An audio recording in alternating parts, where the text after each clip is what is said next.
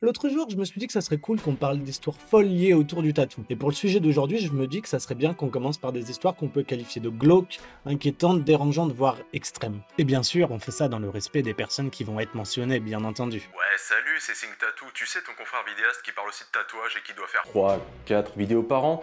Je t'appelle quand on s'était croisé à la convention de tatouage de Nantes et qu'on s'est dit que ce serait vachement cool de faire une collab ensemble. Bien que le fait que je sois dans cette introduction indique donc que j'ai d'ores et déjà accepté. Donc tu sais quoi, arrêtons ce sketch à la con et parlons-leur donc des 4 histoires qu'on a trouvées. Pour la première histoire, on va parler d'une vidéo que j'ai vue un peu plus jeune et qui m'a vraiment marqué. Et je pense que je suis pas le seul. On va parler du Brutal Black Tattoo Project. À l'initiative de ces séances extrêmes sont présentes 3 artistes tatoueurs. Camille Stewart, Valerio Cancellier et Philippe Dreycreuse. Ces 3 artistes sont de base spécialisés dans le black work, à savoir les pièces en noir de grande envergure. Un Écossais, un Italien et un Allemand réunis sous le même mantra, No pain, no gain. Ici, c'est une expérience de tatouage proposant un résultat artistique brut avec des traits noirs épais et profondément tatoués. Le tatouage est donc d'abord considéré comme un processus éprouvant. S'armant de leur meilleur magnum et ne se limitant aucunement sur les zones à tatouer, l'expérience devient donc un dépassement de soi, une réappropriation de son corps par la douleur qui sera ensuite visible sur les pièces portées. Semblable au rituel de tatouage ou au rituel de scarification encore pratiqué dans certaines régions du monde, le Brutal Black Tattoo Project veut s'éloigner du tatouage mainstream. Véritable rite de passage, les clients savent où ils mettent les pieds et ils voient la douleur comme une véritable fin en soi. Infligée dans les buts de repousser les limites du corps et de l'esprit, plus qu'un tatouage, c'est une essence nouvelle, une identité améliorée. Dans ces séances, il y a donc une méritocratie du tatouage. Et là, tous les potards y sont poussés à 11. Tous les potards sont gradués, tu vois, jusqu'à 11. Non, regarde là, tous. L'idée est de rentrer dans un nouveau groupe, marginalisé et identifié grâce à la douleur qu'ils ont subie pendant les séances et qui derrière se voit sur leur corps. Et du coup, je suis curieux de savoir ton avis sur ces séances de l'extrême. Pour cette deuxième histoire, j'aimerais vous parler du projet d'un homme que certains pourraient qualifier comme étant un peu bizarre, macabre et surtout un petit peu glauque, à savoir ressembler le plus possible à un alien.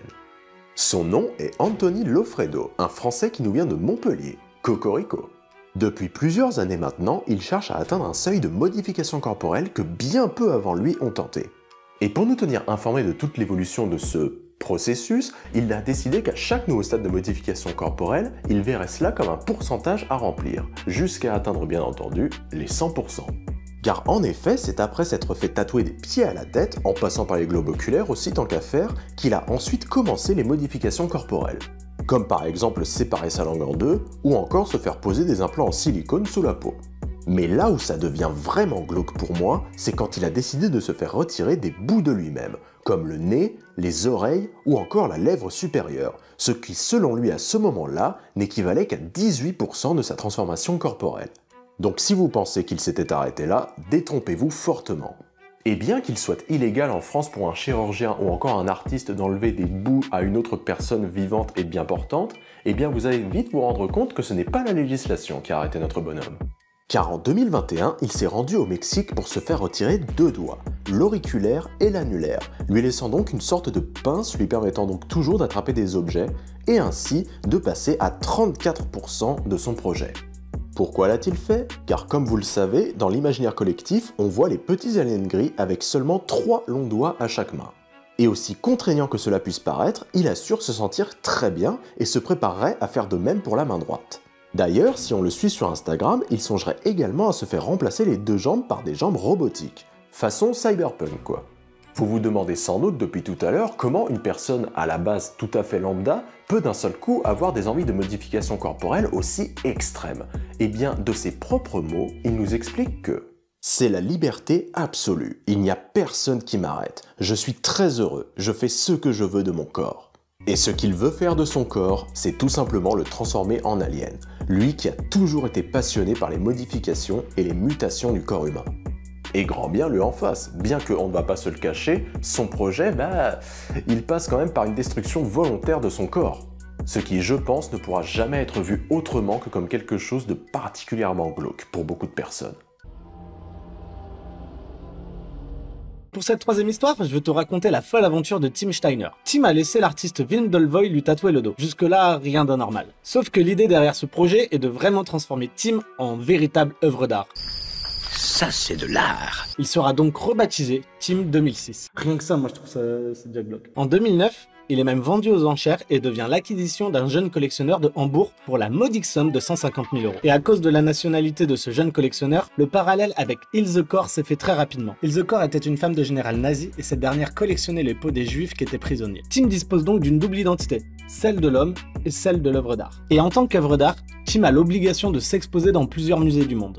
Il est alors assis dos au public, sur un tabouret pendant des heures avec des écouteurs dans ses oreilles afin de ne pas entendre les critiques des visiteurs. Et tel n'importe quel tableau, Tim peut donc se faire échanger, voire même racheter. À sa mort, sa peau serait même conservée par son dernier acquéreur. Il perd donc ici une grande part de son humanité. Bien sûr, une telle vente en France est impossible. C'est pourquoi elle s'est réalisée en Suisse, dans le cadre de la loi pour la prostitution qui est autorisée chez les Helvètes. Tim a l'obligation d'être exposé plusieurs fois par an, mais par contre, il ne peut pas être contraint à faire quelque chose qu'il refuserait. Et aujourd'hui, Tim est délaissé par son artiste Wim Delvoye. Ce dernier estime que son œuvre date de 2006 et que donc lui, il est rentré dans d'autres démarches artistiques. Cette folle histoire a même inspiré un film en 2019, L'homme qui a vendu sa peau, réalisé par Kauter Benania. You're a free man, Sam. No, I'm a dead man. Et depuis plusieurs années, Tim refuse toute interview. Le pire dans tout ça, c'est que Wim Delvoye n'en est pas à son coup d'essai concernant des histoires bizarres tournant autour du tatouage. Il fait quelque peu polémique depuis 1995. Déjà avec une œuvre d'art représentant une machine censée reproduire la digestion du corps humain, appelée cloaca, ou autrement appelée la machine à caca. Ouais, on commence tout en finesse. Puis ensuite lors de nombreuses expositions, y compris une en 2010 au musée de Nice qui avait amené des manifestations devant le musée en question, puisque celle-ci présentait 7 cochons empaillés et tatoués. Ce qui a fait polémique, c'est que l'artiste a élevé une vingtaine de ces cochons dans une ferme près de Pékin. Pourquoi en Chine, vous demandez-vous? Tout simplement parce que le pays est beaucoup plus souple en ce qui concerne la législation du droit des animaux. Enfin, et de l'exploitation des animaux aussi, visiblement.